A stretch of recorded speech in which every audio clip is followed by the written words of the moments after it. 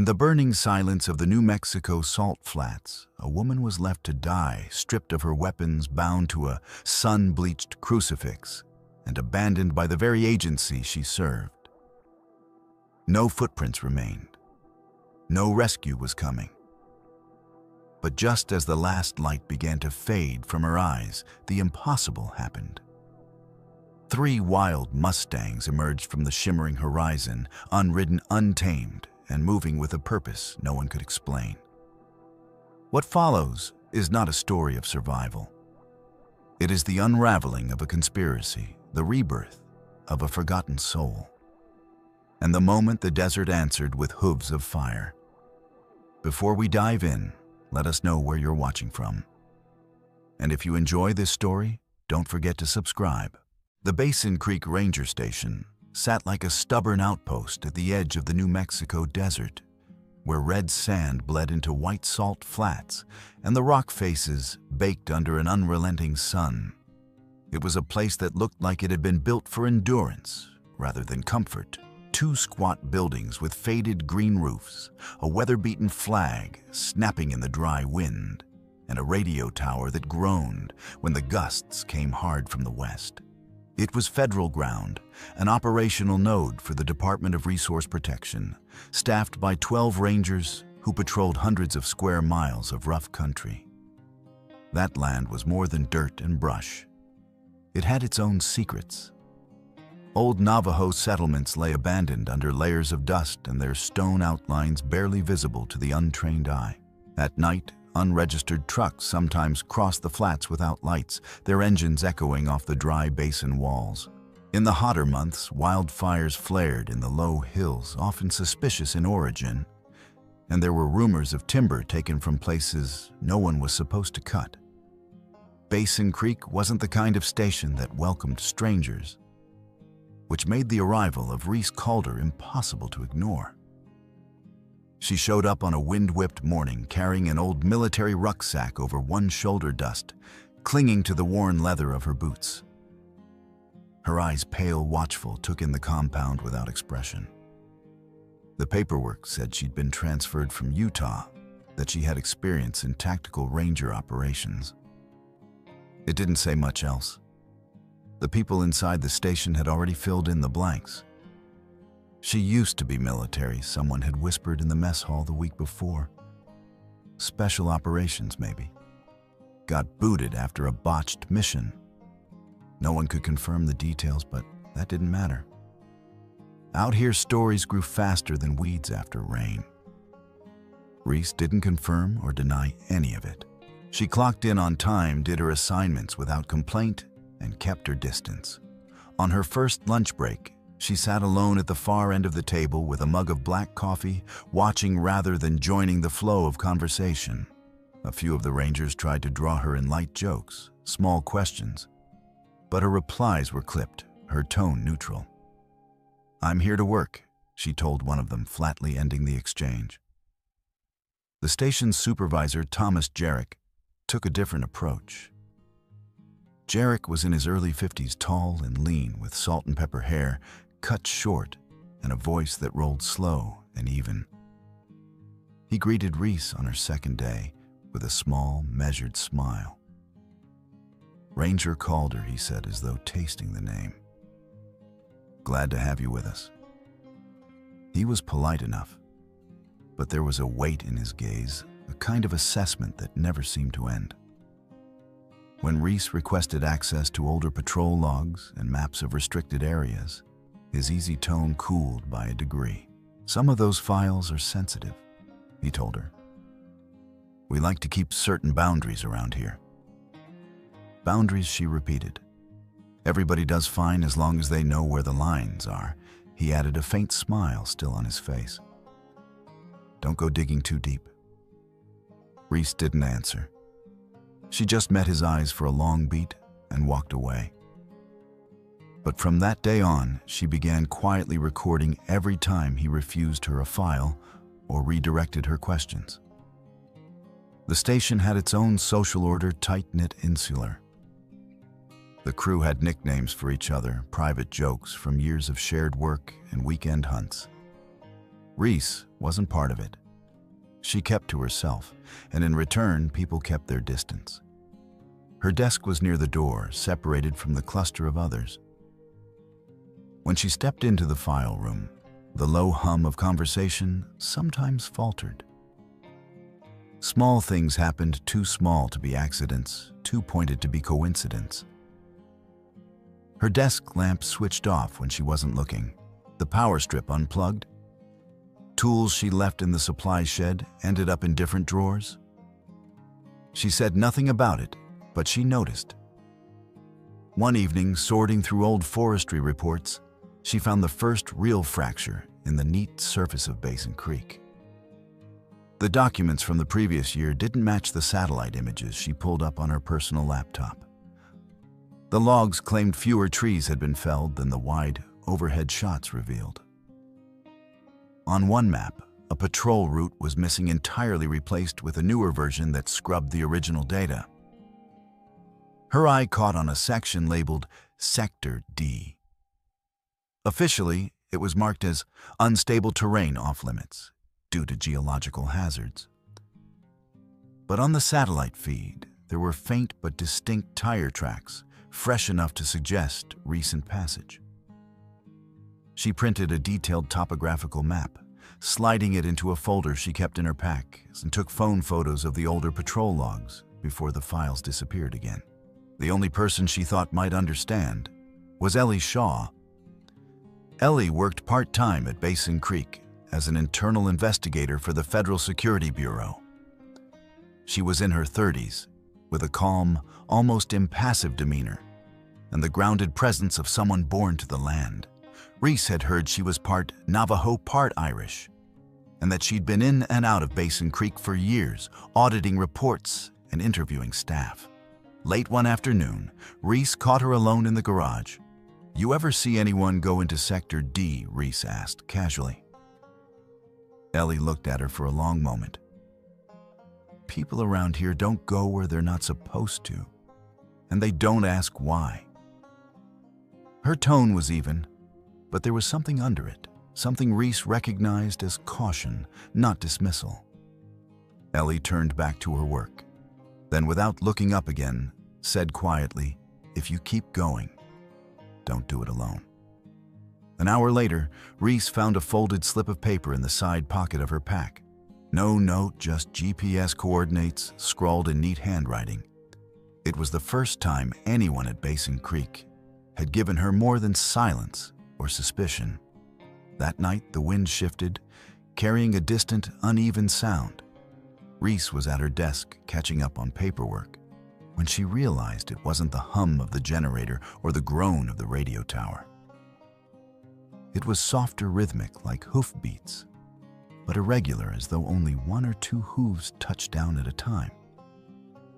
She stepped outside into the cold dark. The air smelled of dust and dry sage. Out by the western fence line, she stopped scanning the ridgeline where sand met sky.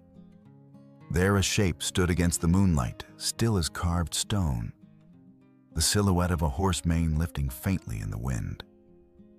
Its eyes caught the light and glimmered pale, fixed on her. Reese took a step forward, then another. The shape flickered in her vision, as if the heat rising from the sand was bending the air between them. By the time she reached the outer fence, the horse was gone.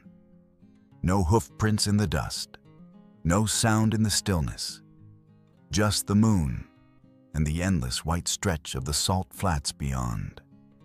She stood there for a long time, the wind tugging at her jacket, the strange rhythm of those distant hoofbeats still echoing in her head.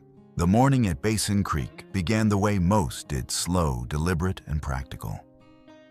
The sun was only a hand's width above the horizon, spilling thin light over the salt flats.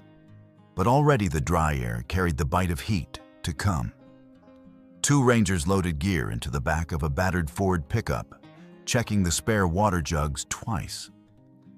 Another leaned over the feed from a forestry camera, muttering about a cougar sighting. The smell of stale coffee clung to the mess hall doorway. Reese Calder was at her desk in the corner, mapping her next patrol route in the faint glow of the desk lamp. She was halfway through checking the overlaps between last month's and this month's schedules when a voice broke her focus. "Supervisor wants to see you." "Now." She looked up. It was Gregson, one of the senior field men, leaning into the doorway without stepping inside. His tone was neutral, but something in his eyes held longer than usual, like a warning he didn't have permission to speak aloud. Reese rose, sliding her notepad into her back pocket. The walk to the command office felt different. The usual chatter along the hall was missing. Men who normally traded quick jabs at her expense were silent heads bent over paperwork. Even the air felt heavier. When she pushed open Jarek's door, the first thing she noticed was the smell of cold coffee and the thin haze of cigarette smoke curling above an overfull ashtray. "Ranger Calder Thomas Jarek said," leaning back in his chair.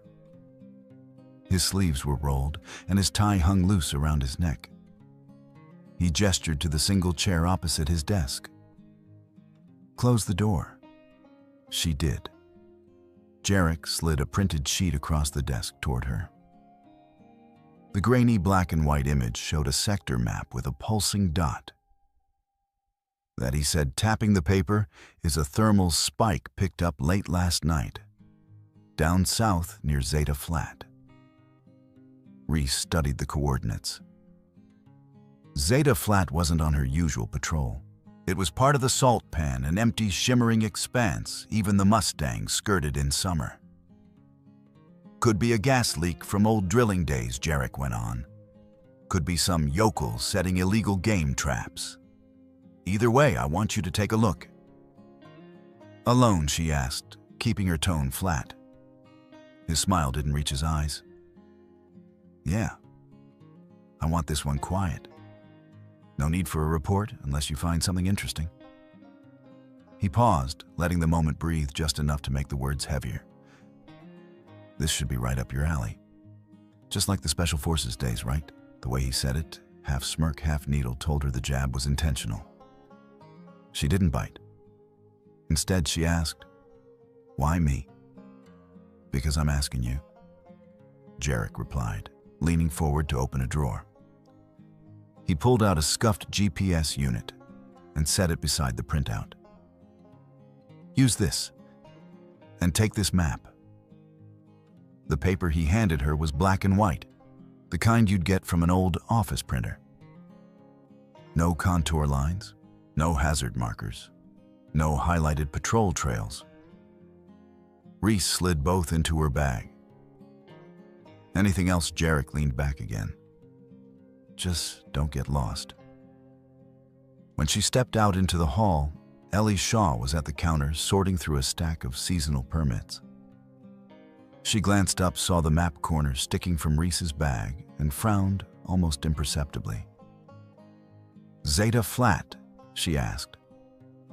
Reese slowed. "That's the assignment." "Might want to let me put in a call for helicopter support," Ellie said, voice low. "Wind out there this time of year is bad. Dust devils, white-out glare, you lose your sense of direction fast." "Orders are to go alone," Reese replied. Ellie's eyes narrowed, but she didn't push. Instead, she leaned forward just enough that only Reese could hear. "If you lose contact, I'll be the only one who remembers where you went." It wasn't a threat. It was a promise. Reese held her gaze for a beat, then kept walking. In the equipment bay, she went through her prep with the same discipline she always had. The standard issue sidearm cleaned and oiled, a thermal-resistant field jacket, binoculars, one emergency flare, the brick red kind that burned for 4 minutes at 1,500 degrees. The GPS unit was older than anything she'd used in years. The casing was cracked along one corner, and when she powered it on, the display flickered before settling on a dim, greenish glow. She unrolled the map on the tailgate of an ATV. Whole sections were smudged or faint as though someone had rubbed an eraser over the ink. In a few places, she could see ghost lines of something that had been removed. From the corner of her vision, she caught a couple of the field guys watching her through the open bay door. They looked away when she met their eyes. The ATV's engine turned over on the second try. Reese swung into the seat, set her bag behind her, and checked her watch. Twice another 12. The track out of Basin Creek wound through grass, burned to brittle stubble over ridges of red sand that gave way to pale, dusty stone. Heat built with every mile, the kind that pressed against the skin rather than burned dry enough to wick moisture from her mouth in minutes. The horizon shimmered ahead. No birds moved in the sky. No wind pushed the sparse brush. She crossed the invisible line into an area marked unsafe, geological hazard on the map. In the real world, there was no sign, no warning stakes, only a strange stillness that seemed to stretch in every direction. 90 minutes out, the GPS began to stutter. The display blinked twice, then steadied, then dimmed. Up ahead, a tall formation rose from the flats, 2 vertical pillars of stone with a broken crossbeam between them, like a crude, shattered crucifix. At its base lay scattered bones, sun-bleached and brittle. Goat, maybe, or mule deer. She cut the engine and stepped down boots, crunching on salt-crusted soil. Kneeling, she brushed dust from one of the bones. It was old, but not ancient. The desert preserved things that way.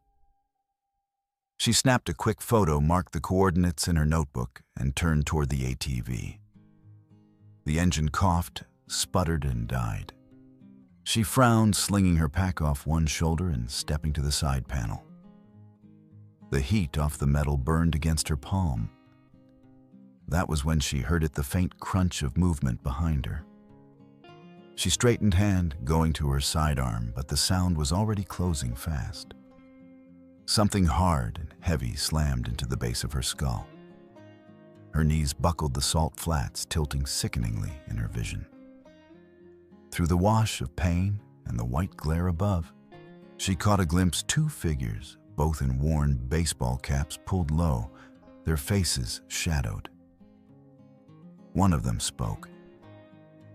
"Sure, it's her," Jarek said, clear as day. The other replied. The first man knelt, his breath hot and metallic in the heat.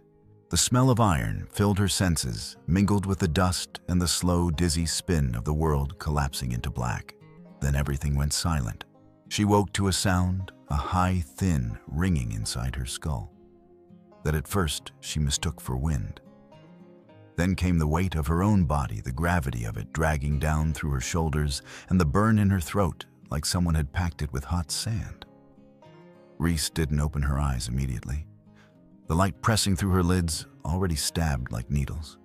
Her tongue felt thick and useless. Breathing tasted metallic. When she did force her eyes to sliver open, the world detonated into white. Not clouds, not sky. The ground itself gleamed, salt flats stretched to the horizon, a surface so bright it seemed to slice the light into knives. Sunlight ricocheted off it and hammered back into her face. She shut her eyes on a gasp, and the motion pulled at her arms, wrenched suspended muscles trembling at an angle they weren't designed to hold. Rope bit her wrists. The backs of her hands had gone numb, except for the steady drilling ache where fibers had chewed the skin raw. She tried to inhale slowly to keep from coughing. The air was dry enough to shrink her lungs. The second time she dared to blink, she took inventory through the pain. A rough vertical beam pressed against her spine grain, raised and splintering. A horizontal crosspiece dug into the insides of her upper arms. Her legs were spread at the base, each ankle cinched tight to low forked pegs driven into the crust. Cruciform. Someone had gone to trouble. Someone had planned. Reese turned her head a fraction. Her hair had been pulled back at some point, sweat glued stray strands to her temple. The wood behind her wasn't smooth lumber. It was a scavenged post, sun-checked and scarred. Splinters scraped the thin cloth of her shirt and found skin. Every shift sent shallow spikes down her back. She flexed her fingers. Pins and needles. No grip. The ropes around her wrists had been tied with a soldier's efficiency reef knots, seated under tension turns, stacked clean. Her right shoulder felt heavier. A deep, dull throb radiating into her chest, maybe the ligaments strained when she'd been hoisted, maybe worse. Focus.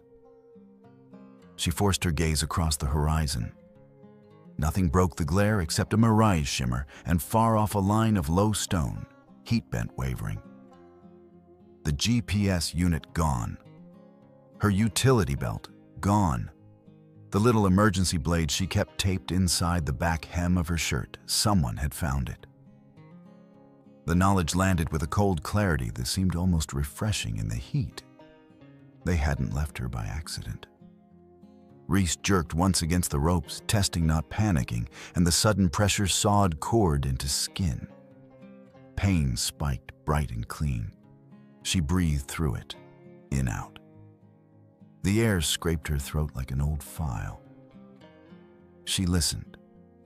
Salt deserts had their own silence, the kind that rumbled under your bones like a hum you couldn't quite hear. No insects, not yet. No birds.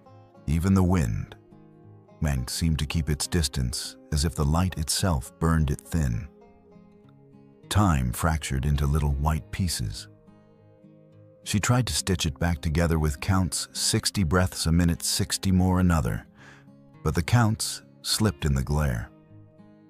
When she finally dared to tilt her head and squint at her shadow, it fell short beneath her, a tight, dark halo.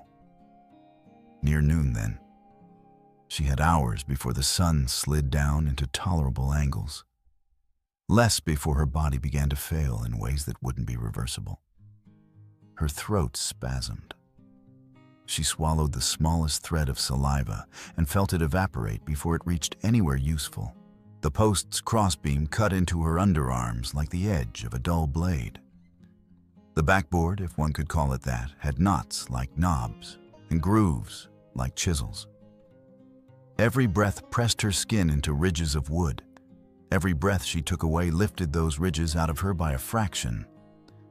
Splinters ground into the shallow muscles along her shoulder blades. The shirt that had been fine for a morning patrol wicked sweat until there was nothing left to wick, and then simply abraded. She couldn't arch away the rope at her wrists, kept her chest open, the bindings at her ankles, fixed her center of gravity so she couldn't slide up or down. The wind came back, but it didn't cool. It scraped. It moved across the salt with a whisper so dry it might have been paper. When it hit her, it felt like someone pressing a heated metal screen to her forearms. Her lips had already cracked. The gust lifted the tender edges and set them raw. She tested the ankle ties. Each foot had been set against a low forked brace rope, looped twice around the bone, cinched and knotted. She could roll the ankles a hair inside the loops, enough to feel the skin break beneath the cord, not enough to slip free. Blood crept under rope and glued it in place. Her toes prickled, then throbbed, then dulled. She pressed the back of her skull as far as she could against the upright and tried to use the pressure to relieve some of the weight on her shoulders. For 3 breaths she managed, and then the neck muscles fluttered and failed. She sank again. The world pulsed at the edges, bright white breathing in and out of focus. The salt flats wavered as though they were water hiding just under a glass's surface. Left to die, she thought, and filed the phrase away to look at later. Now was math. Now was heat management. Now was pain triage. She counted in the rhythm of a slow march, measured it into blocks, 10 heartbeats. Eyes closed. Open them. Assess the shadow. Count again. It didn't slow the sun. They made themselves known as wavering mirages. First 3 shapes that separated from the blur at the horizon. the way distant cars appear on a hot highway. Reese narrowed her eyes until tears threatened, then eased her lids to keep the salt sting at bay. The figures resolved inch by inch, long sleeves, wide brims, cloth around the lower face. Desert smart. They walked without hurry, each footfall confident enough to waste no extra movement. They didn't speak at first. They didn't speed up. The closest one stopped 10 paces away, hands on hips, and studied her as if evaluating a task finally complete. The second hung back, face hidden weight, canted onto one heel. The third slider stood with a posture so perfectly still, it broadcast decision before any words. No one said her name. "You're causing trouble," the man in front said at last, voice barely above a conversational tone. The sound carried anyway. The flat bounced it back at her. "And this is how you fix trouble." He didn't wait for a reply. He hadn't offered her one. Reese's mouth moved around words that didn't come. The third figure stepped close. Even with the scarf, Reese could see the shape of a woman's face, sharp cheekbones, the glint of lashes. The woman leaned in until Reese could feel the cool shadow cast by the brim, a thin mercy against the white blaze. "If you make it through today," the woman said, voice low and steady, "I will come back myself." Then she straightened and turned. None of them looked over their shoulders as they walked away. Their footprints held for a handful of seconds, then the next breath of wind combed the crust smooth and erased them. It was as though the desert had exhaled and taken the evidence away with it. Reese stared at the place where they'd been and felt a hollow, almost comical laugh knock against her ribs. The sound never made it past her teeth. She waited for adrenaline to carry her, because in her experience, it always had. It came in a flicker, thin, bitter, inadequate, and burned out too quickly to do any good. Her body had already set its own terms. The right shoulder wouldn't lift. The hands wouldn't clench. She could still move the left forearm a little if she braced it against the rope and compressed the fibers, could angle her hip to throw weight to one side, could arch into the splinters and try to grind one of them free. The posture stole breath, stole strength, but options were options. On the fourth try, something shifted along the vertical beam. A sliver of wood peeled away with a soft, stubborn crack.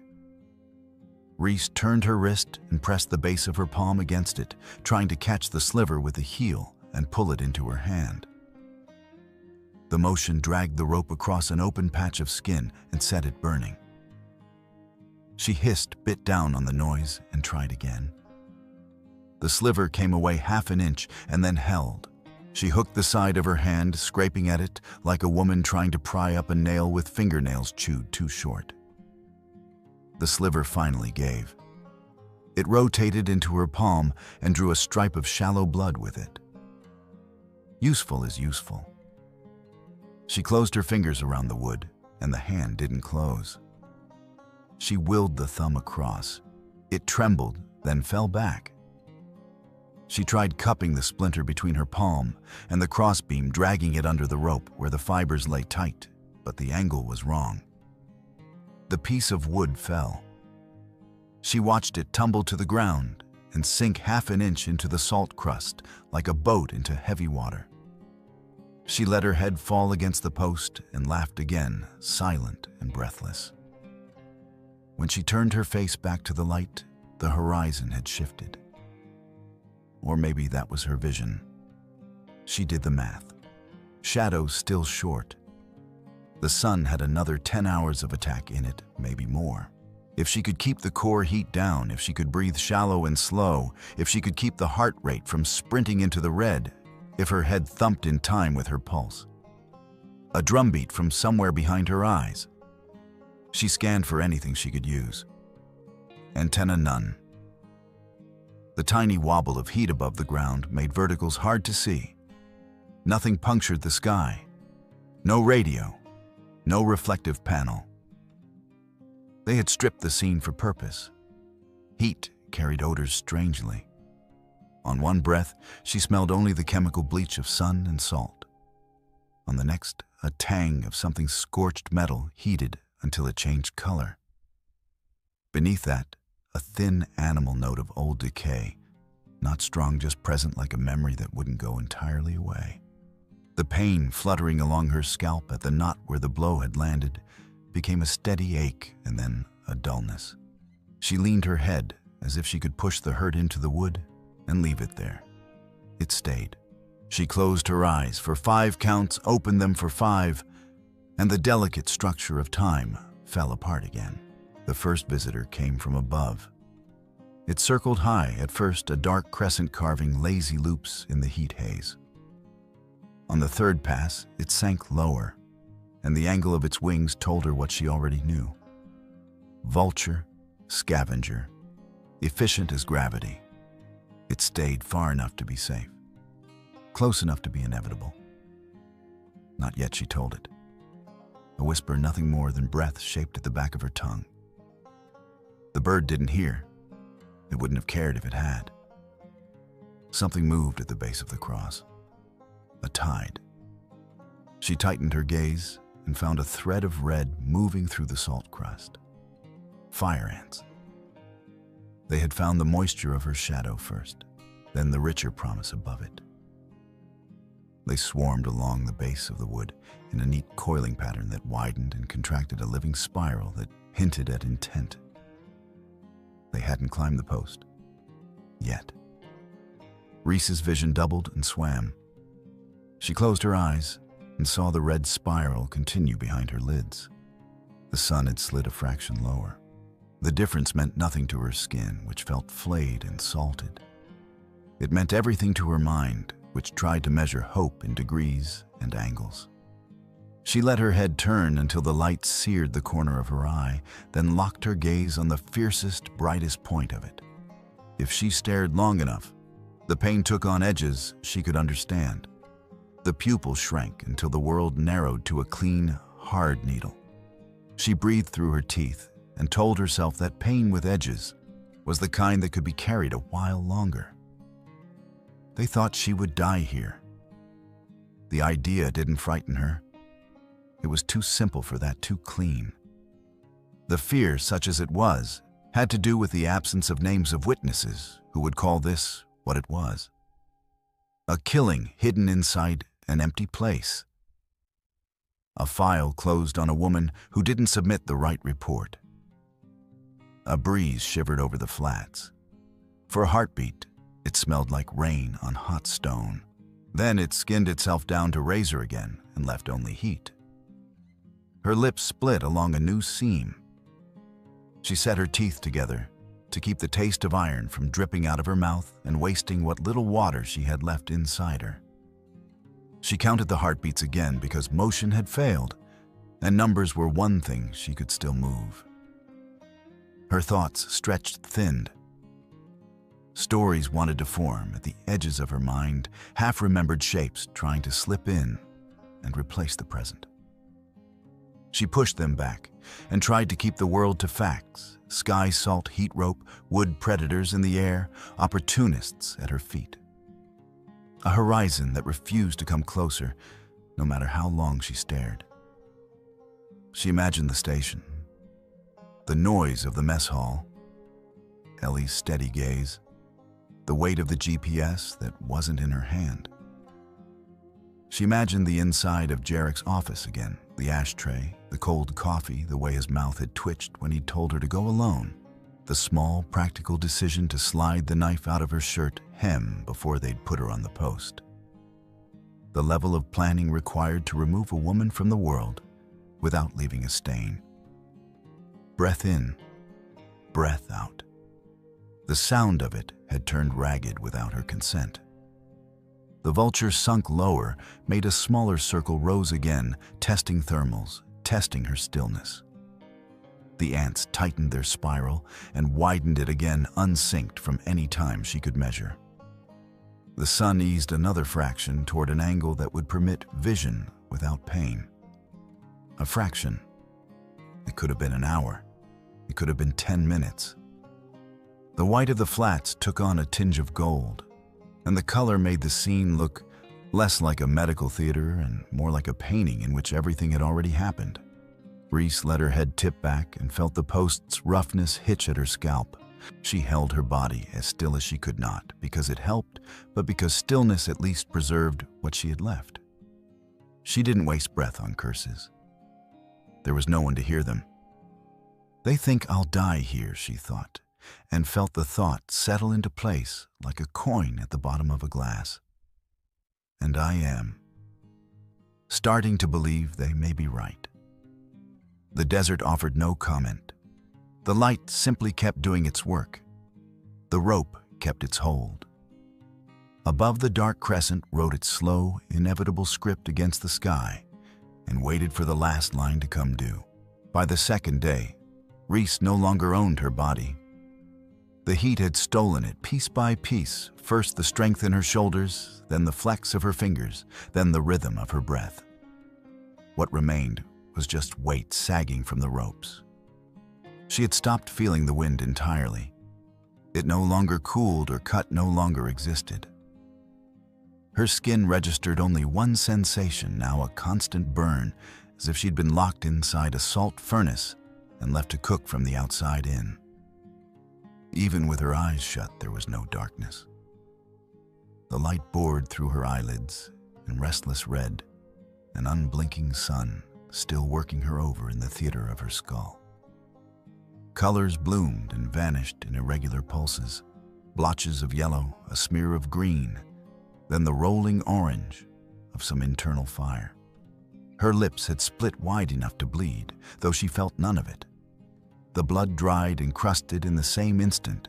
It appeared binding her mouth shut, except for the narrowest slit to breathe. Her tongue lay glued to the roof of her mouth. She tried to swallow and felt only the scrape of desiccated flesh against bone.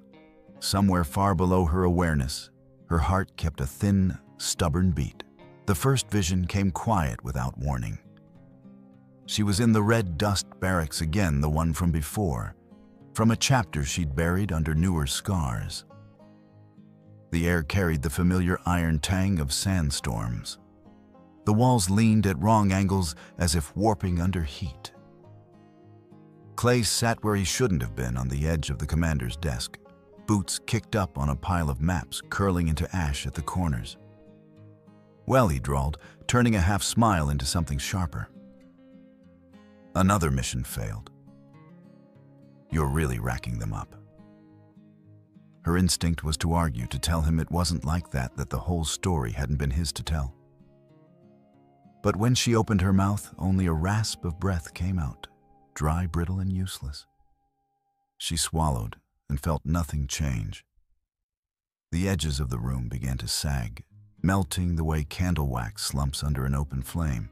Clay's grin widened as the ceiling drooped and the walls folded, and the ground seemed to pull him away, grain by grain, until he dissolved entirely, a shape erased by sunlight. She was alone again. The heat shifted, and she was somewhere else. Honduras. Gunfire ricocheted off the air itself, snapping so close she could smell the powder. She crouched behind burning crates, the smoke staining the sky in rolling black sheets. Heat on her face real this time, not just memory mingled with the hallucination, until she couldn't tell which was which. A man in front of her, Sanders, she remembered, suddenly jerked sideways as a round punched through him. He collapsed with the sound of something fragile breaking. She should have moved, should have gone to him. Reese Clay's voice again, sharper now from somewhere beyond the barricade. "If you want to live, you follow me." She didn't move. Couldn't. The scene reset itself over and over, the shot and the fall, Clay's shout, her stillness. Each loop felt slower, heavier, as if the punishment was to live it in real time until all the air was gone. By the last repetition, the crates had burned down to their skeletons. The entire camp lay in ashes. She was standing upright again, unscathed, breathing alone in a graveyard where every other set of lungs had failed. The blackened ground crumbled under her boots. Survivor. The word tasted foul. The next voice wasn't Clay's at all. It was her mother's soft carrying, the way it had sounded when she'd whispered prayers in the kitchen at night. Reese's mind fevered, and Brittle put the cadence of the words together without their meaning.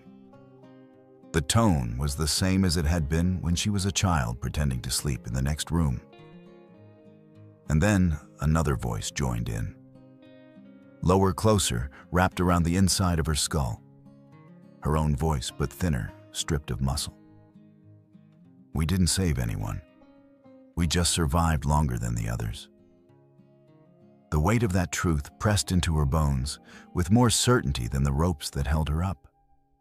Other words bled in old mottos from training day's responsibility. Team. Mission. The syllables had once been solid enough to pull her through storms, fire, and worse. Now they rattled hollow in the empty space of her mind, the kind of jokes that stop being funny only when you realize you're the punchline. She pictured herself from above a body lashed to rough timber in the middle of an ocean of salt left to bleach down to bone. Nothing noble in it. Nothing brave. If I die here, she wondered, will anyone remember? The thought had no echo. At some point, the wind died. Or perhaps her ears simply gave up their last thread of connection to the outside world. Sound became an underwater thing, muffled and distant, leaving her in a stillness so complete, it pressed on her like weight. A single fire ant found its way up the post, its tiny legs mapping a deliberate path to the base of her neck. She felt it not as a tickle or sting, but as an alien intrusion, a vague pressure, a sensation that might as well have been inside the bone. The insect paused, their antennae tapping skin as if testing for a point of entry. Reese imagined it, unlocking her vertebrae one at a time, as a locksmith might work a rusted padlock. She could have screamed. She knew that some reflex, some animal part of her still retained that option. But she didn't. No one was listening. No one was coming. And she was done asking. The line between hallucination and thought blurred until there was no point distinguishing. Images drifted through her mind. Without sequence, Ellie's face caught in a glance from the station corridor. The shimmer of heat above the Zeta flat horizon. The dark crescent of a vulture's wing from earlier that day, or was it yesterday? Each came untethered from context, floating like fragments of overheard conversation. Somewhere far away, the sun kept moving, but she had stopped measuring.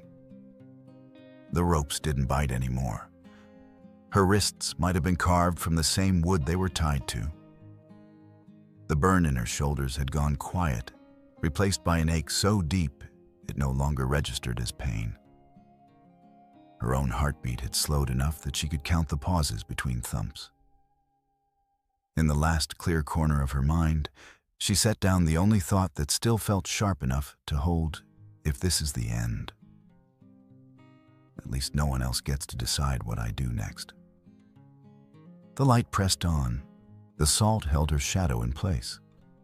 And somewhere beyond the horizon, the desert kept its silence patient and absolute. The sun went down like a blade, there being sheathed slow and bright and reluctant to disappear.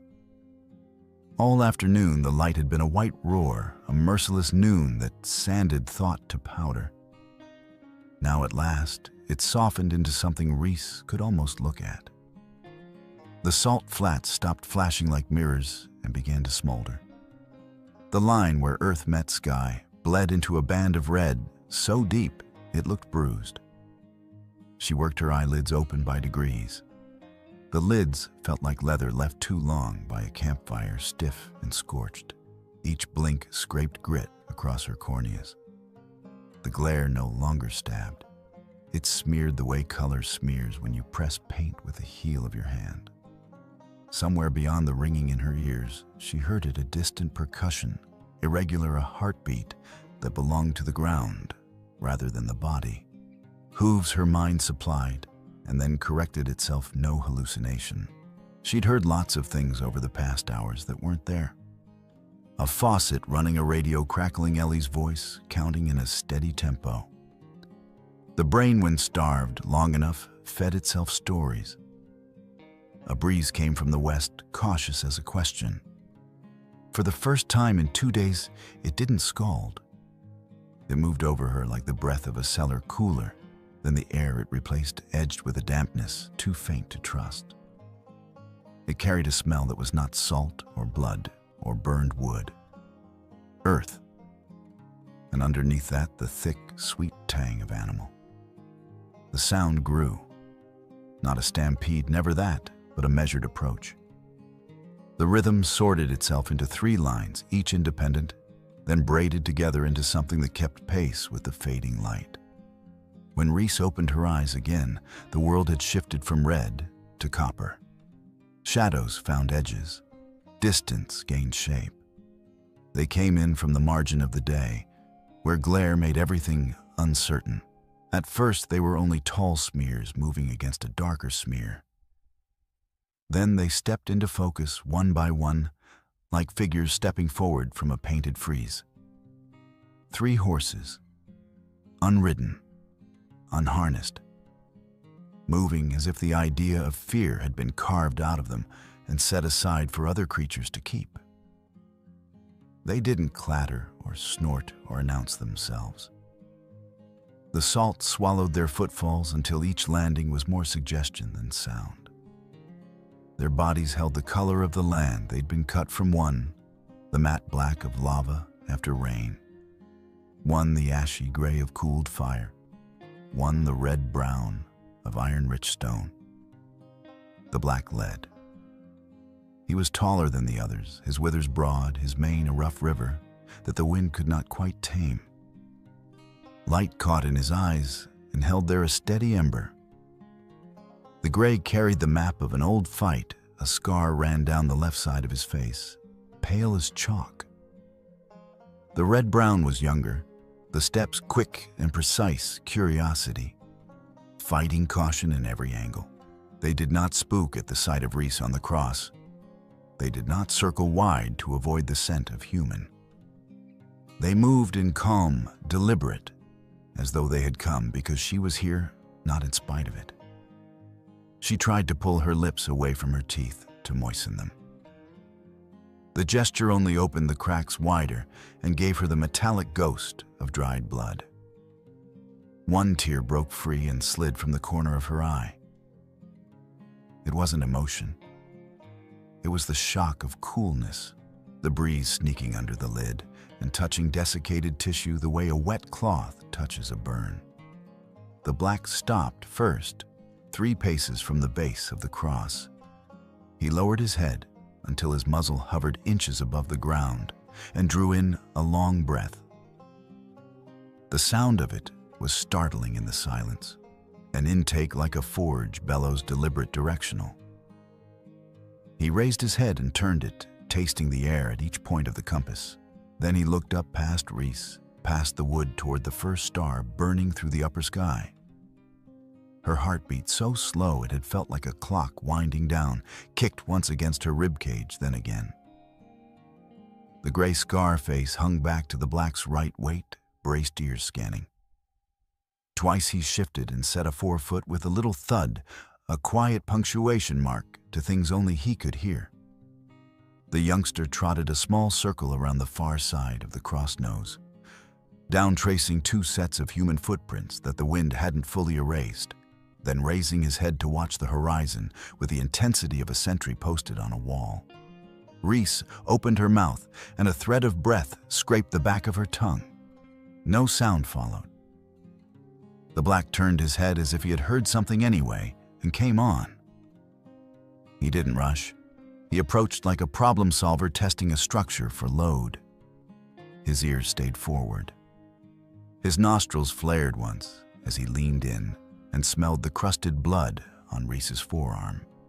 He touched her skin lightly with his lips, an almost imperceptible nudge, and then withdrew half a step and stared again at the sky, as if comparing whatever he'd learned with whatever was written there. He dropped his gaze and set one hoof with a soft tap. The gesture was not random. It was the closest thing to a signal Reese had seen in days. She could not move her arms. She could not move anything. But the signal went into her as surely as if it had been delivered in words. The heat-gummed machinery of her heart spun up another notch, finding a gear she had thought broken. The smell of them came through the salt and sweat and blood, like the memory of a barn from childhood. You never had hide warmed by sundust trapped in hair. The oily metal thinness of hoof and stone kissing. It was the first odor in 2 days that had not been a kind of pain. The gray made a soft, irritated sound in the back of his throat, not a whinny, not a challenge, a comment, and shifted his weight again, as if reminding the others that the world beyond the circle of the cross still existed. The youngster finished his circle and stood facing west gaze, pinned to a place in the distance, where the last red light puddled against low rock.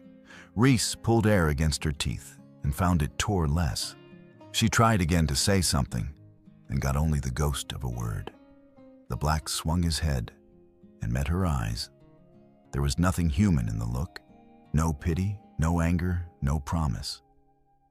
And for that reason, it felt more exacting, more honest, like being measured by a truth that had no use for your best story about yourself. A stronger wind came. It smelled like dry grass and something faintly sweet, like the echo of water at the end of a long pipe. It pressed against Reese, and instead of flaying it, supported. The change was so profound, it might have been supernatural. Or it might have been the sun relenting by a single degree. The youngster breathed a tiny, half-whinny, closed-mouthed, and the gray flicked his head. The three of them arranged themselves without discussion into a shallow crescent facing Reese, as if forming a gate that hadn't been there before. The black looked at her one more time. Again, that cool, perfect assessment. Again, the sense of being weighed not for what she meant to do, but for what she was. Then he moved. He came in close enough for his breath to touch the torn skin at Reese's wrist. He drew the smell of the rope into his lungs and let it out across the fibers. He took the knot into his mouth, not the knot she realized dimly, but a twisted strand of old wire someone had used to back up the rope on the left side insurance, in case the fibers failed.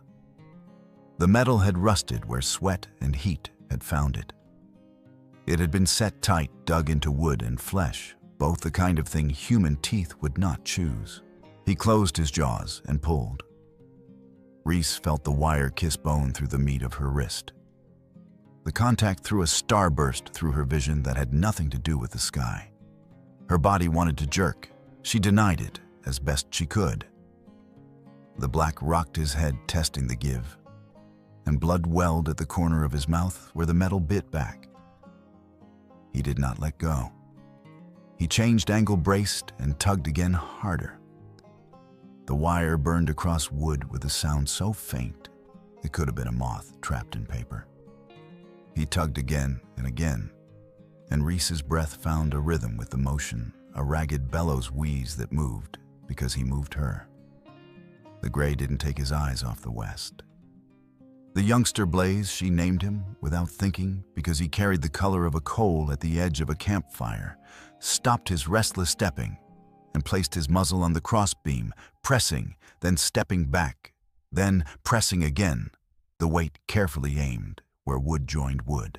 The wire made a small sound like a thread snapping. It didn't break. It shifted. The black ash, her mind decided, because it fit, and because some things you named not to own, but to recognize, felt the change the way a climber feels a hold change underhand. He moved his head a fraction, found purchase, and pulled. His lip tore. The wire jumped. The rope beneath it sighed into slack. The weight on Reese's left arm altered enough for sensation to flood back in with 1,000 needles. She swallowed a cry. The sound broke in her throat and fell out of her mouth as something like steam.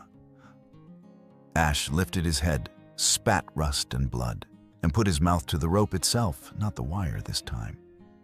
He worried it like a predator worries tendon, not with frantic shakes, but with the expert patience of something that has taken apart snares before. Saliva seeped into hemp. Salt softened fiber. Wood creaked. The knot moved. On the far side, Blaze backed up 3 steps, lowered his head until his neck drew a clean arc and drove forward into the left upright. The blow landed with a thud that ran from Reese's ribs into the ground. The post did not break. Blaze back turned, lined himself up with the calm of an animal who knew how to move a thing heavier than he was, and struck again. The upright shivered. A crack spidered in the salt crust at its base. Reese felt change before she saw it. The tension across her chest shifted from implacable to merely cruel. The bite at her ankles loosened a hair. The world stuttered into a sequence of tiny successes. Rye, she gave the gray his name. Then, because the scar and the flour dust muzzle recalled a grain field under a dry wind, stood his ground ears tracking not the horses, but the horizon. At one point, halfway between Blaze's second and third hit, he stiffened. Blaze paused with his nose against the wood, waiting. Reese's heart didn't resume until Rye's ears relaxed. Ash worked the rope. He bled on it. Reese watched his mouth move and felt the humiliating hot prickle of tears she had not had the water to spare. There was no mercy in what he did, only an answer to a problem. The knot slipped. The rope slid a few inches. The wire that had backed it puckered and then sagged defeated. The left hand came free, first a collapse rather than a release, the arm falling dead weight to her side, fingers clawing the air and finding nothing. Blood poured back into vessels that had been throttled for 2 days and lit every nerve on fire. If she had been a different woman, she might have screamed. Instead, she made a low animal sound and held her jaw until it passed. Blaze struck the post a 3rd time. The upright leaned. The wooden wedge that fixed one ankle to its fork shifted, then popped like a stubborn tooth. The rope there loosened not enough to let her foot slide enough to turn absolute confinement into a lever if there had been any strength left to use it. There wasn't. When the right side binding gave at last, not through cleverness, but through the simple cumulative insult of time and pressure, Reese didn't celebrate. She dropped. The fall was not far, but after hours of suspension, gravity hit like an ocean. She fell forward off the crossbeam, the remnants of the rope peeling off skin, and hit the crusted earth with her left shoulder and the side of her skull. The crack of bone on salt echoed in her jaw. Pain burst and then dimmed like a candle pinched between wet fingers. She lay on her side, half-curled, the air fluttering in and out of her like a moth at a window. Her mouth opened and closed. No words. The world slowed until the spaces between heartbeats were corridors she could have walked down if she'd had feet under her. Ash moved in, and for the first time since the 3 had appeared, he made a sound, a soft exhale that might have been a question. He folded his forelegs, then lowered his chest until the bone of his sternum kissed the salt. Horses do not kneel easily. The motion looked like the price of something. He held their steady head turned toward Reese, as if offering her a map she didn't yet know how to read. Blaze came up behind Reese's back and pressed his muzzle into the small of it, a steady, gentle pressure that suggested direction without forcing it. He took his head away and pressed again, lighter coaxing rather than shoving. Rye stepped a little to his left and set himself between Reese and the west wind, his body throwing a shield of warmth into air that had begun to cool. in ways that would steal what was left of her heat too quickly. Reese tried to roll. The attempt produced a twitch. Blaze adjusted, pushing not at her back, but at her hip, setting a slow cadence that her body, dull as it was, could follow. Inch by inch, she turned toward Ash's lowered shoulder. The way up looked ridiculous, a cliff face without handholds, a mount designed for the limber strength of a healthy body, not for a woman whose muscles had been ruled by rope for 2 days. She made the move anyway, because there was nothing else to do. Her forearm found the curve between Ash's neck and shoulder. Her chest came against him. His skin was both cool and hot, cool from the wind, hot from the engine running beneath it. His smell poured into her, grass and dust and the faint dampness that had traveled in the breeze, and under it, a clean animal musk that told without words, without lies, the story of a life spent outside. She tried to lift a knee and got halfway before the leg refused. Blaze shifted again, nudging under her thigh, helping her find the angle she couldn't see. She swung and didn't swing. More fell into place than climbed, and at last lay across Ash's back belly, down one arm, dangling the other, trapped between her and the breadth of him. Her face pressed into his mane. It scratched, and it smelled like everything alive. Ash pushed himself upright in stages, careful as a man who has been asked to rise with a fragile load on his shoulder. When he stood, Reese slid a little, then stopped. Gravity and the shape of him made a pocket for her to rest in. The three of them turned in the same breath. Blaze took the lead, the quickness in his step tempered now, every footfall deliberate, testing the crust before committing weight. Rye dropped into the middle distance, 2 paces off Ash's right hip, far enough to have a view, near enough to touch, if a touch became necessary. Ash carried the woman, as if carrying weight was the point of him. They moved north, because north was where the night came from, and because north was where the wind bore the faintest memory of water and metal and human noise. And because north, if you had to choose a direction under a newborn moon, was the one that did not put the last red light in your eyes. The moon lifted above the rim of the world like a coin being thumbed into a slot. Its glow wasn't much, but on the salt, it went a long way. The flats changed again from copper to white blue, their surface suddenly a map of subtleties, ridges, old cracks, the shallow cups of hoof prints half filled with dust. Behind them, their shadows stretched and changed shape as the ground changed. In one stretch of crust, the 3 horses threw arcs that looked like script. In another, the woman's arm hung down, like a line drawn to measure the distance between 2 truths. Dawn came in on cat feet, a thin gray that softened the hard lines of Basin Creek and pooled in the tire ruts like water that couldn't quite believe itself. The station's floodlights clicked off one by one, relays ticking in the silence. Out on the perimeter, the early shift guard cupped his hands around his coffee and watched the horizon the way men watch for weather in a desert that rarely obliges. He saw movement first, a ripple, where there should have been none. He squinted, then set the coffee on the hood of the truck and lifted his binoculars. The glass steadied the world, brought the ripple into a shape, then into a silhouette, then into an impossibility. "Base Tower 1, he said into the radio voice, flattening to keep the tremor out. "You're gonna want to see this.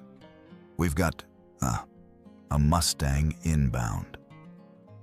A pause as the shape resolved another degree.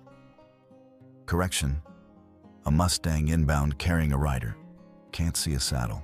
The radio spat a small burst of static, then a voice, half awake, half incredulous. "Say again," he said it again slower, hoarse. Unridden, and someone on its back." He lowered the binoculars, did the math a man does when his eyes tell him a story his brain refuses. No bridle, no halter, no human escort, just the horse. and across its withers, like the desert had grown an arm and slung a prize over its shoulder, a person. The bass stirred fast in that way it always did for anything out of pattern. Doors opened. Boots struck concrete. A pair of medics jogged across the yard in scrubs under their jackets, hair still damp from showers. Ellie Shaw was already halfway down the steps from admin before anyone called her name. She hadn't slept much 3 hours of a kind that never reaches the bottom, and she wore it in the precise set of her mouth, the way her eyes took in the world, as if it might bolt. "What have we got?" she asked the guard, not breaking stride. "Horse," he said, pointing. And I heard. She shaded her eyes against the gray. The animal came on with the steady calm of a thing that knew exactly how much ground it needed to cover and how much it didn't. Ash's hide drank the dull light and gave none back. Around the edges of him, the air seemed a degree warmer, the way air shimmers around a stove in winter. Across his back, belly down and slack, lay Reese Calder, face chalk white under a mask of sunburn and grit hair plastered to her skull, one arm dangling, fingers blackened with dried blood. The other arm was tucked at an angle that made Ellie's stomach go cold. Ash did not shy at the sudden crowd. He did not sing for the attention. He walked into the yard like a man delivering a letter he hadn't written. The medics came hands up, voices low-moving with the choreographed caution you use around a loaded weapon that's also a miracle. "Easy, one of them said to Ellie, and Ellie had to laugh at that soft short because she wasn't the one about to try to pull a woman off the back of a wild horse. She took Reese's hand, the dangling one, and felt the faintest squeeze like a secret someone tells from a long way down a well. "We've got you," she said. The words came out steady, and that felt like another miracle. Ash stood while they worked rock still except for the engine of him, breath in, breath out, moving under Reese's ribs. When they had her, one medic taking the shoulders, one the hips, Ellie bracing what needed bracing, he shifted his weight backward to help a half step that acknowledged gravity without ceding any ground to it.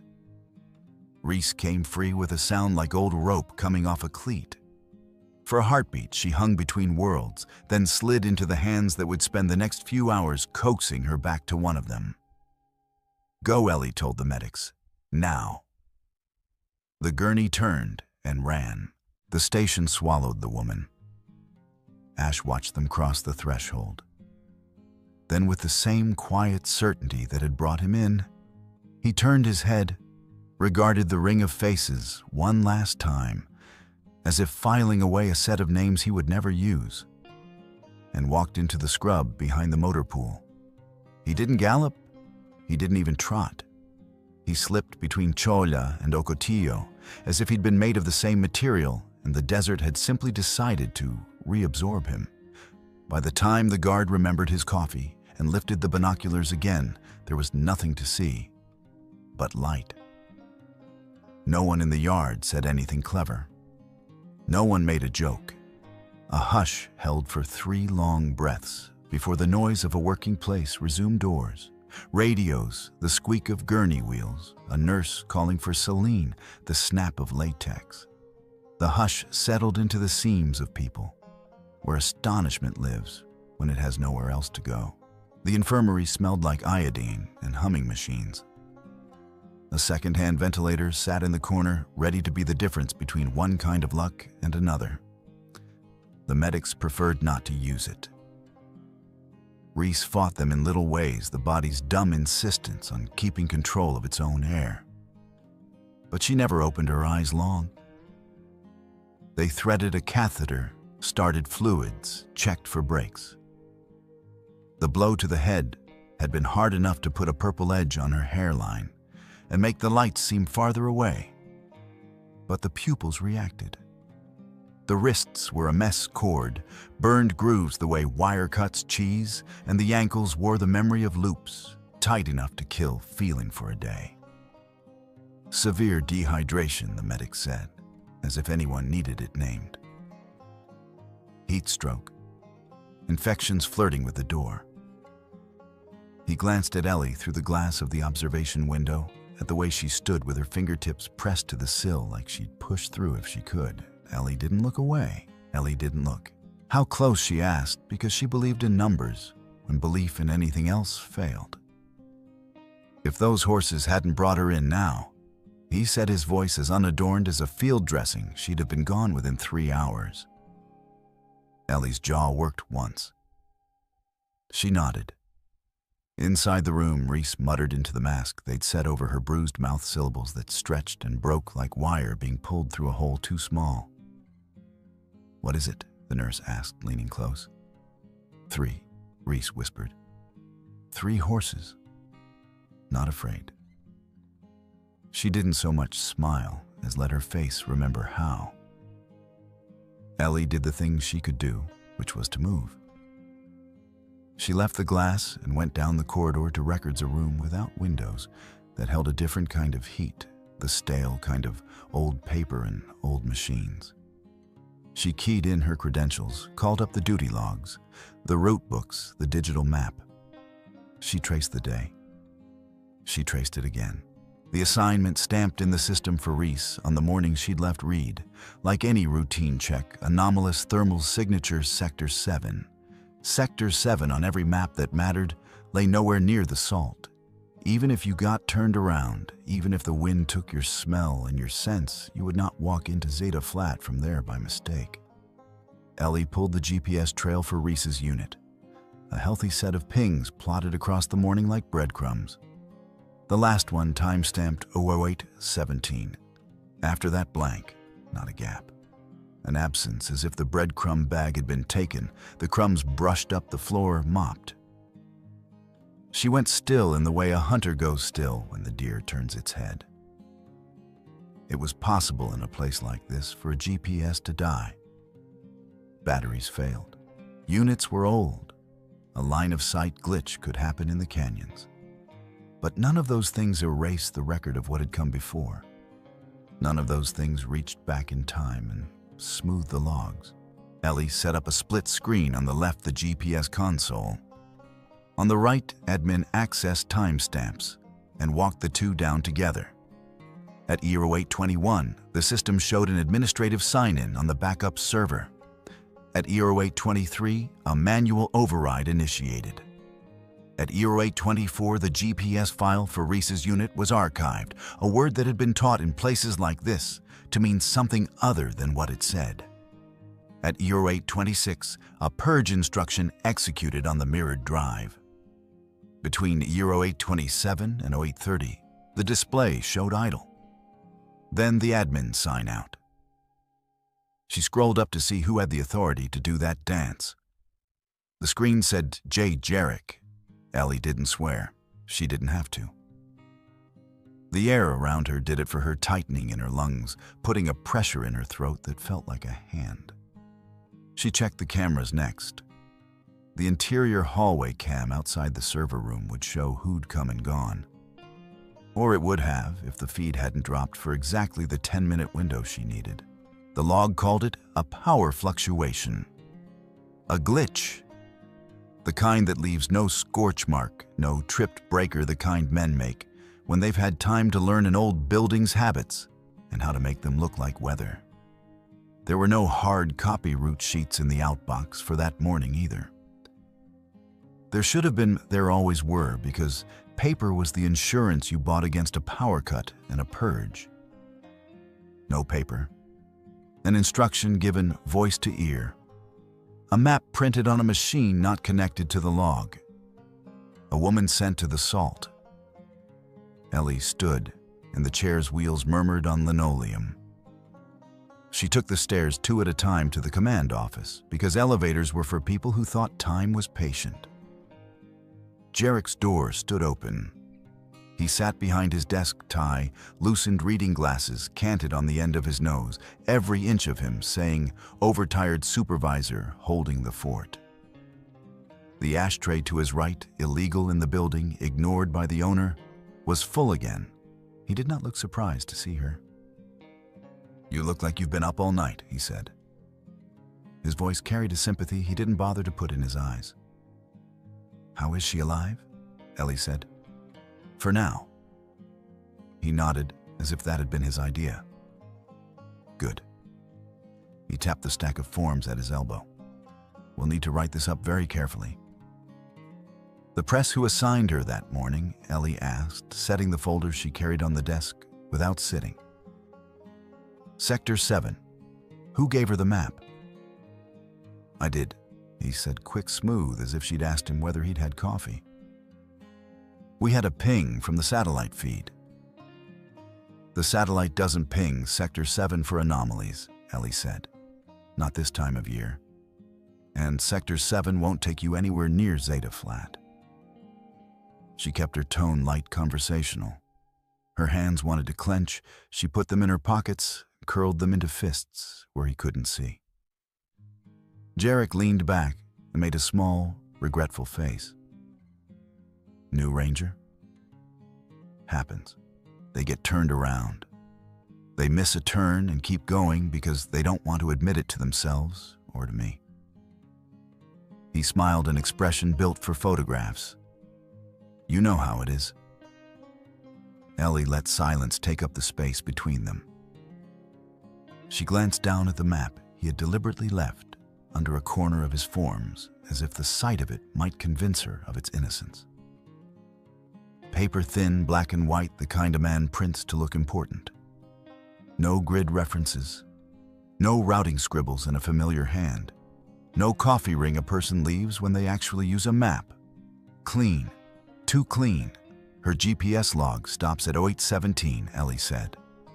The backup server shows an admin override at 0823. The mirror purge hits at 0826. The hallway camera goes offline for exactly 10 minutes. Then it all comes back. That's an awful lot of coincidence before breakfast, sir. He watched her the way a snake in a story watches a bird that has just remembered it has wings. You're tired, he said again, softening his voice. Don't make yourself see patterns. Ellie smiled. It was a nice smile. It had won her a table in crowded bars and a second look from men and women both. It had gotten her suspects to talk longer than they meant to. It did none of those things for her now.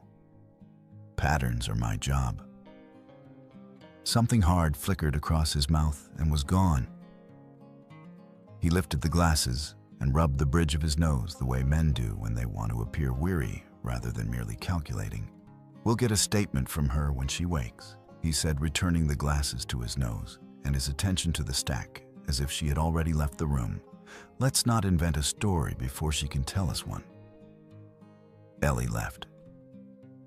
There was a time for hitting a door with your shoulder and a time for marking the hinges and coming back with a key. She chose the second. Back in records, the station felt quieter than it should. Not the hush of awe this time, the stealth of a predator moving through brush. She set about the work that made her feel least like prey, ordering the world into lines. She bagged the clothes they'd cut off Reese's shirt stiff with salt and blood. Pants ground to a fine dust at the knees, dropping each piece into a clean zip with the neatness of ritual. A long hair stuck to the collar by sweat came away in her tweezers. She sealed it like a votive. Dried mud flaked from the cuff mud in a desert where the only water lived in the pipes of men. And she eased it into another bag and labeled it for a lab she trusted 10 counties away. She wrote an email, then didn't send it. She made a call, reached a recording, left a message in a code. 2 people understood that said, "Hold the machine for me." She filled out the top of a requisition form and left the rest blank because a blank can be filled many ways, and only one of them now would serve. Above her, somewhere in the upper vents, the building exhaled. Outside the window, the sun finished hauling itself over the low eastern ridge and lit the yard where an impossible thing had happened. On the roof, something moved light, precise, like a finger tapping a rhythm only horses keep. Not a storm, not a loose panel. Metal kissed by iron.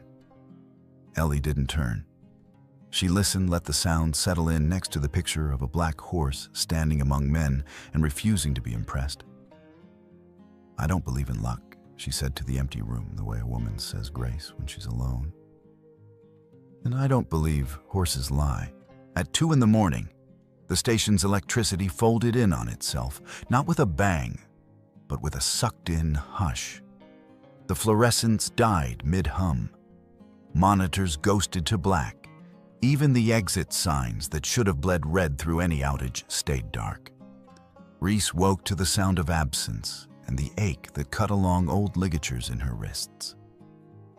Down the hall, Ellie sat up on the sofa outside the infirmary, blinking at a corridor that should have worn an emergency glow, but didn't. You only get that kind of darkness if someone has their hands on the main breakers. They found each other's eyes through the open doorway, one heartbeat too, and did not waste breath on the obvious. Outside across the hardpan, a new sound built hoofbeats. Not the scatter of panic.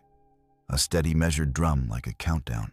Ellie slid to her feet, the weight of her sidearm a fact at her hip, the sharper fact that they were about to be short on time anchoring her breath. Reese eased the monitor sensors off her finger, let the oxygen mask fall, and swung her legs to the floor. Pain flared. She made space for it and kept moving. A long shape separated from the station's rear fence line, tall deeper than the dark around it, then vanished behind the motor pool. Ash Reese thought, without knowing how she knew. The hoofbeat stopped. The back door latch whispered.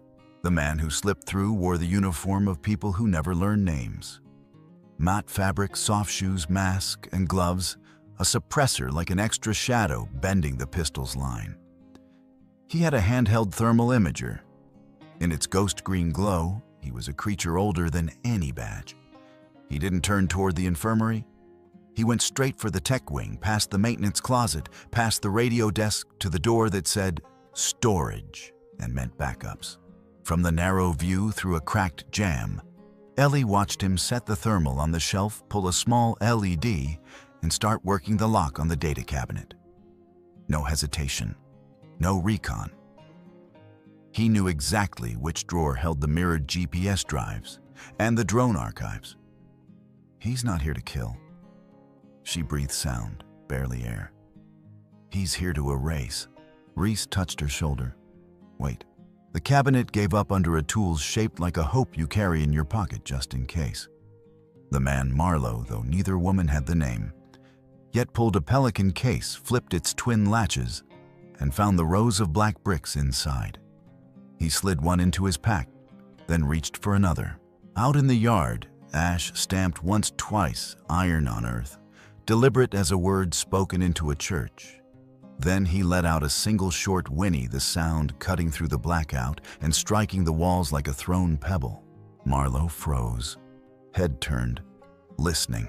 Reese plucked a flattened soda can from a cleaning cart and sent it spinning down the cross corridor. It clattered loud toward the locker room. Marlowe moved like a hinge, pivoting toward the noise gun, first body second. Reese and Ellie came out of shadow. The first seconds were hands and angles. Reese went low the way you go low in a doorway, when you want leverage and surprise, jamming her forearm against the tendons of his gun wrist and driving him backward into the shelving. He bucked off the line, fast trained, not the kind of muscle memory you earn by accident. The suppressed shot stitched the air where her head had been a fraction ago and broke a plastic bin instead. Ellie fired the flare pistol she'd palmed from the emergency kit. It bloomed against the cinder block with an ugly white light that had nothing to do with fire and everything to do with shocking a predator's pupils. It bought Reese one clean beat.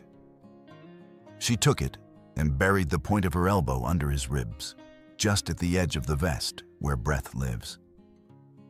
He grunted, knife already in his left hand blade, a black subtraction from the light. He slashed. She turned with it, felt heat bite her sleeve, and drove her knee toward his thigh to shake the balance out of him. Then the world added a horse. Ash came through the rear glass, like a storm decided at last to be a body.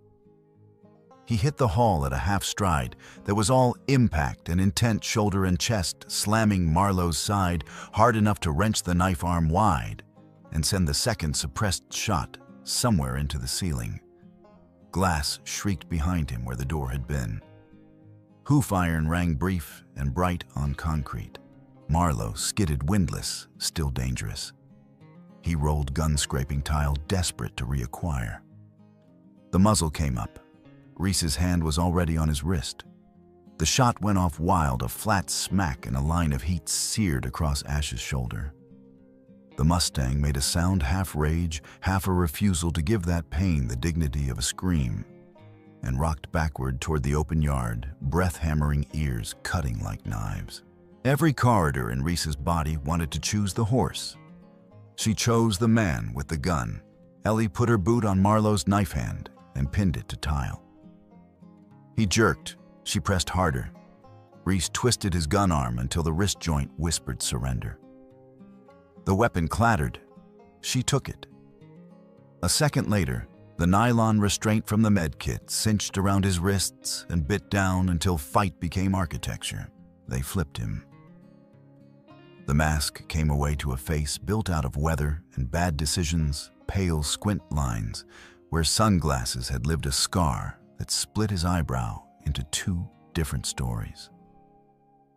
He blinked at them and said nothing. Up close, he smelled like gun solvent and desert. "What did you come for?" Ellie asked, too, even to be called a demand.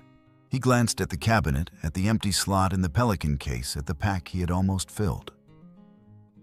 "You could see the calculus where his pupils should have been if I keep quiet. Long enough, something will break in my favor." Reese patted him down. From the cargo pocket, she pulled a plastic card the size of a hotel key, printed with a grid ID and a set of route markers. She recognized them even before she wanted to. They matched down to the letter and the signature hash, a lever Jarek had used on the station's map system a dozen times a month. "That's a lot of coincidence for one night," she said. "And I'm all out. Don't waste your breath," Ellie told Marlowe as if he'd spoken. "We already know who gave you the key." He looked past them toward the yard, toward the smear of blood Ash had left across shattered safety glass. Something moved in him. Then not pity. Calculation again. The understanding that the station was not a clean crime scene any longer. It was a place where animals made choices. Ellie lifted the Pelican case, then checked the drawer below, the one most people never look in.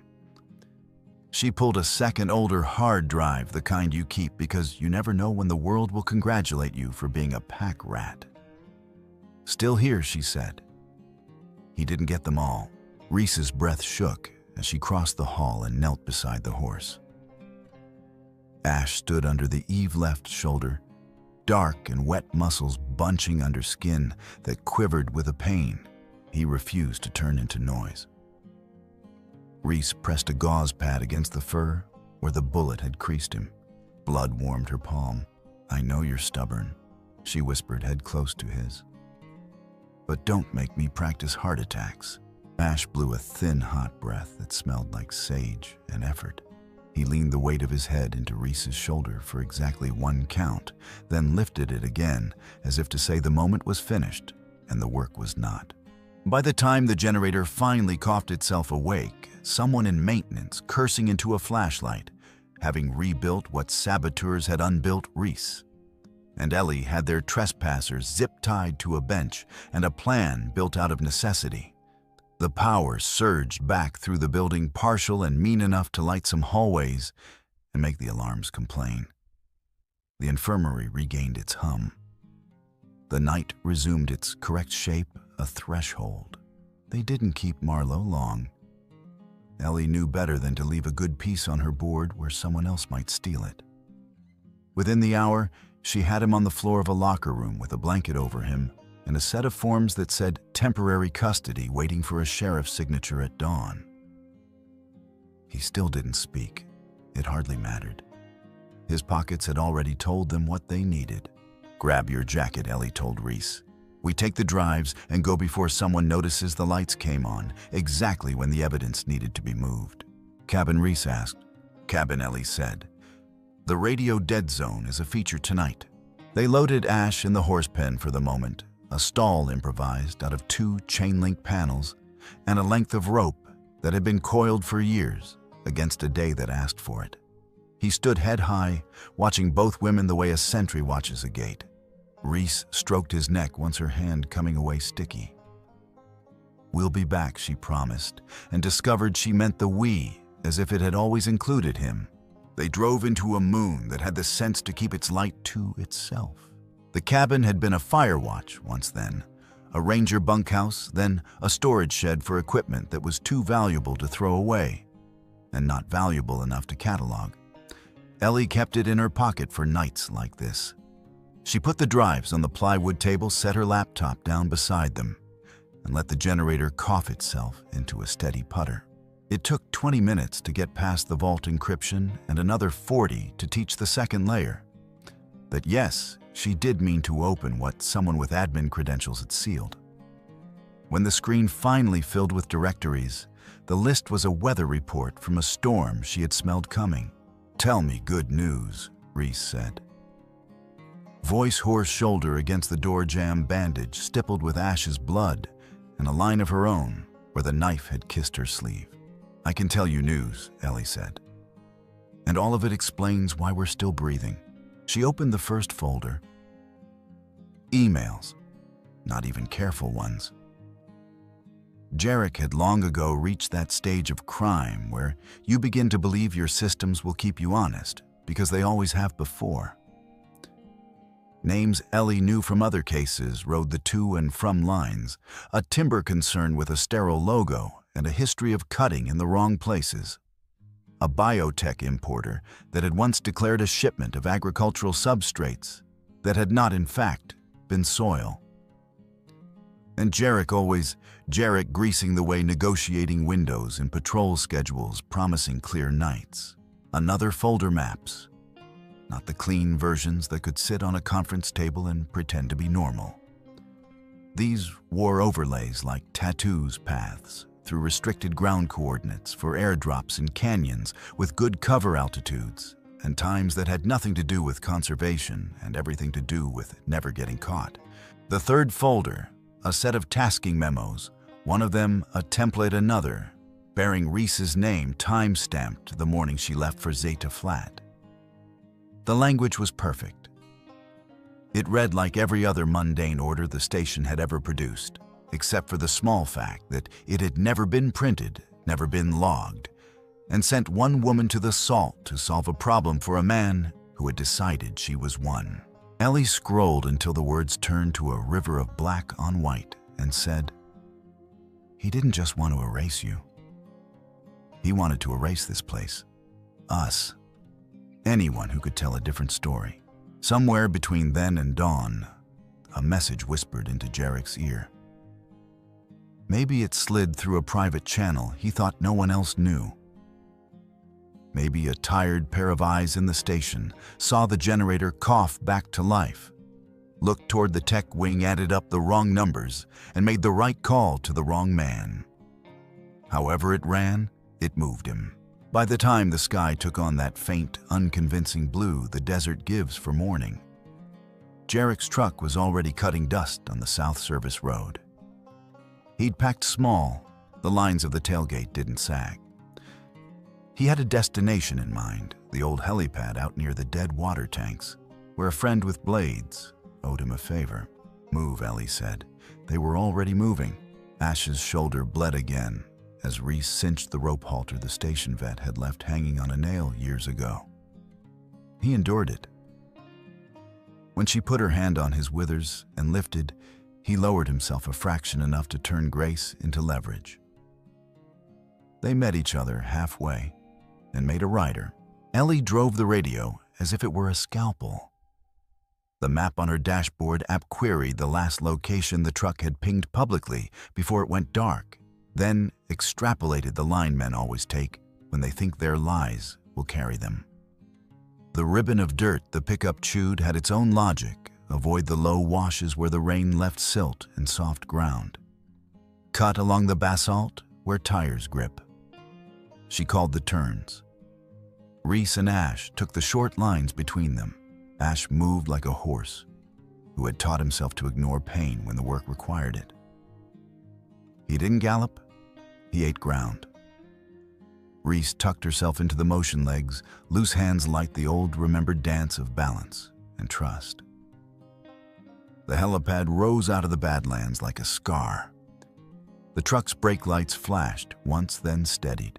Jarek stepped out into the pale. Without the desk and the glass and the slack tie, he looked smaller. His smile was still the same, polite, imploring, dangerous. He lifted his hands shoulder high in a pantomime of surrender that let everyone see he was not holding a gun. Yet, Ranger called her. He called across the open, the wind lifting the edges of his words. "Ms. Shaw, we've had a misunderstanding." "We have," Ellie said, keeping the truck between her and him, door open, rifle in the hinge. "You misunderstood what we would do when you tried to bury one of ours." "You're overwrought," he said gently, as if he were soothing a panicked foal. "You've misread logs in the dark. You're making patterns out of stress. Come on now. You know me." "I do," Ellie said. "That's the problem." Reese slid out of the saddle before Ash had fully stopped Boots digging into the powder. Her body remembered the cross. It also remembered getting off it. Jarek watched her with an expression he probably thought was paternal regret. "You think wild horses can deliver justice?" he asked, letting the contempt in at the edges just this once. "They can't. This is a grown-up world. This is paperwork and procedure." Reese's mouth went crooked. "They don't deliver justice," she said. "They deliver people." She tipped her head back toward Ash. "And they save what we throw away." He moved his hand then, and the stage direction he'd rehearsed with himself all morning came to life, a gun under the jacket, small enough to hide, big enough to matter. He cleared half the distance to draw.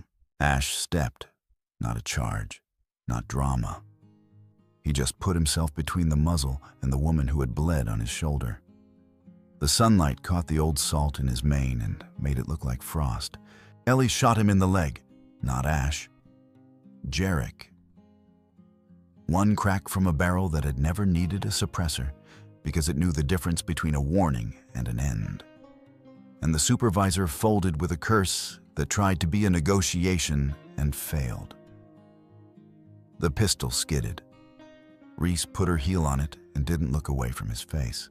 "It's over," Ellie said, voice flat now, the kind of flat that means a chapter just closed. By the time the sheriff's helicopter was a fly in the distance, Jarek had run out of things to say that weren't old copies of lies he liked. They cuffed him, loaded him, and lifted him into the weather he had thought would hide him. Reese didn't give him the grace of a last line. When someone asked if she wanted to speak, she said, "I don't need justice. I need the truth to survive," and turned her shoulder back to the horse. Ash breathed against her sleeve and snorted a fleck of pink. The wind caught it and made it a punctuation mark. They brought Ash to a field vet who kept the kind of hours the desert asked for. The woman ran her gloved hand along the line of the wound and made a professional sound. Through muscle, she said, "Lucky." She gave him something that took the hard edge off pain and threaded a suture with neat hands. Ash stood for all of it because that was his way.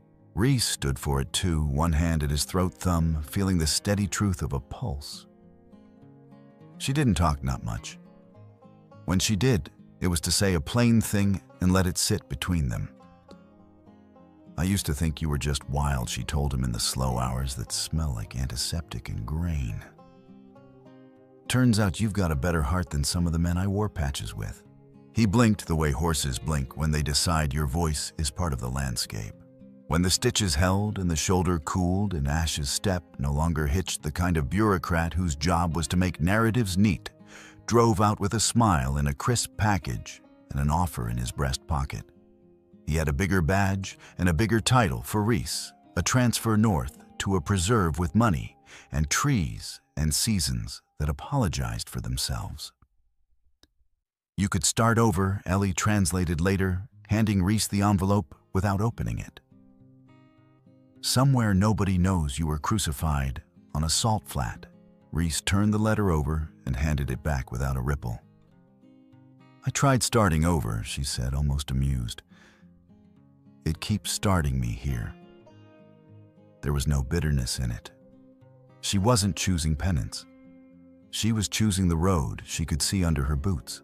Ash left in the gray before a different dawn.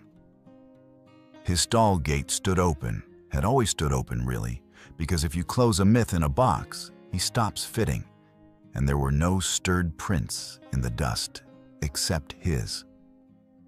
Reese came out with her coffee and stood in the empty doorway and did not call. Ellie found her there an hour later and said what friends say when they're trying to steady a world that doesn't want steadying. He doesn't belong to a fence. He stopped here. That's different. Reese nodded.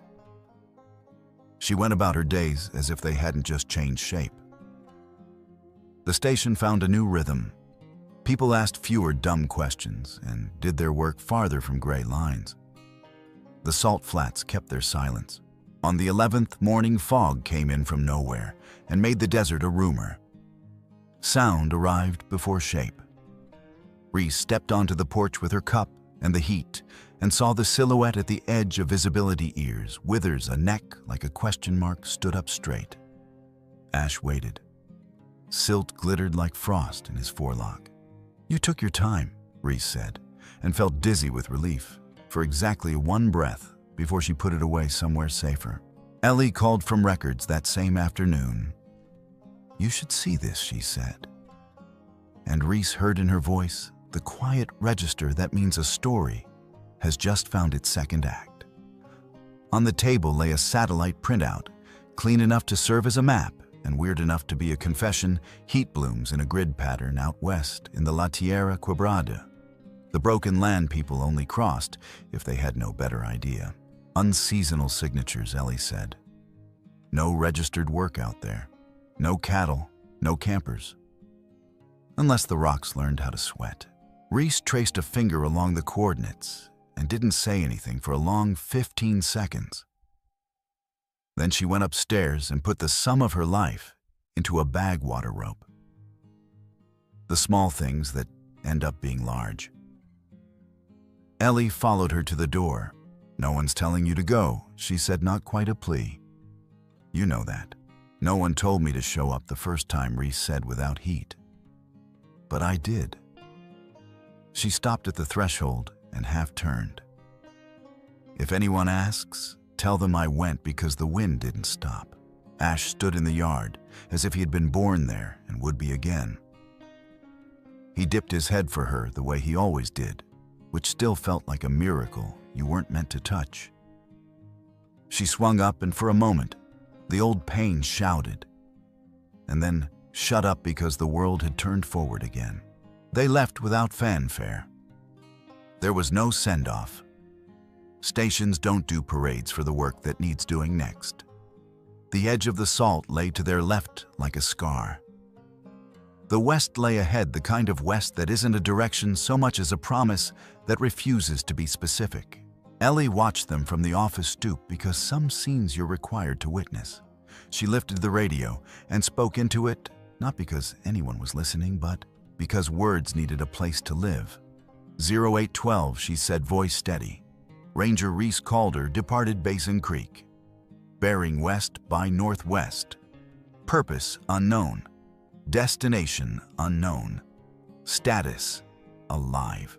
She let the handset hang from its curly cord and stood there until the horizon ate horse and rider and made them a rumor again. Somewhere in town, a kid tugged a sleeve and asked the question kids ask when they can feel a story passing and don't yet know how to hold it. Who is that? The answer was plain and hard and gentle all at once. Someone the desert didn't forget. The wind came up and moved the world an inch. Out beyond the line, where maps stopped pretending a black horse carried a woman toward a broken country and whatever waited there. If you listened hard enough, you could hear the cadence they made together, hoof breath, heartbeat, writing step by gritty step. The kind of legend that doesn't need an audience to exist. Thank you for staying with us until the end of this story. We'd love to hear from you. Share your thoughts in the comments below and let us know your favorite part. If you enjoyed the journey, don't forget to like, share, and subscribe to our channel for more captivating stories like this one. And don't miss out. Hit the notification bell so you're always updated on our latest content. Your support truly means the world to us.